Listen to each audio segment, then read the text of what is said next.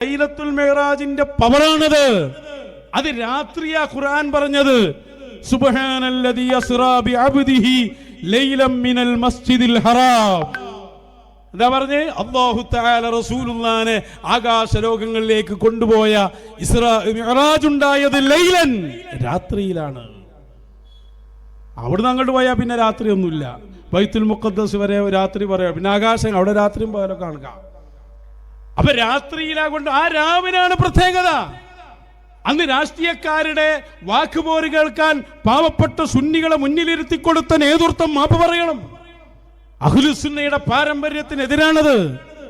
നിങ്ങൾ ദിവസം രണ്ടാമത് നിശ്ചയിച്ചപ്പോഴെങ്കിലും നിങ്ങൾ ഓർക്കേണ്ടിരുന്നത്, കല്യാണം രണ്ടാമത് നിശ്ചയിച്ചപ്പോൾ ഇത് ഓർക്കണ്ടേ? രണ്ടാമത് നിശ്ചയപ്പോൾ ഒന്നുകിൽ അങ്ങോട്ടാക്കിക്കൂടെ, അല്ലെങ്കിൽ ഇങ്ങോട്ട് വെള്ളിയാഴ്ചക്ക് ആക്കിക്കൂടെ? ഒന്നുകിൽ വ്യാഴാഴ്ച ഇങ്ങോട്ടാക്കുക, അല്ലെങ്കിൽ അത് 2 ദിവസം കഴിഞ്ഞ്. നമ്മളങ്ങനെയല്ല ആക്കിയത്. നമ്മൾ ആദർശ യാത്ര നടത്തി കേരളം മുഴുവനും, ഭീമാപള്ളിയിൽ നിന്ന് തുടങ്ങി ഉള്ളാൾ ദർഗ വരെ.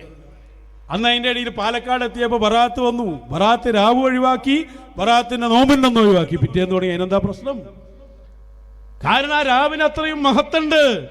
അന്ന് നിങ്ങളെ രാഷ്ട്രീയ വെടുപ്പലുകൾക്കുള്ള രാത്രിയല്ലാതെ നിങ്ങൾക്ക് അതിന്റെ ബോധമല്ലാഞ്ഞിട്ടാണ്. ഒരു മുശാവറിരിക്കുന്നത് എന്തിനാണ് നിങ്ങൾ അതിന്?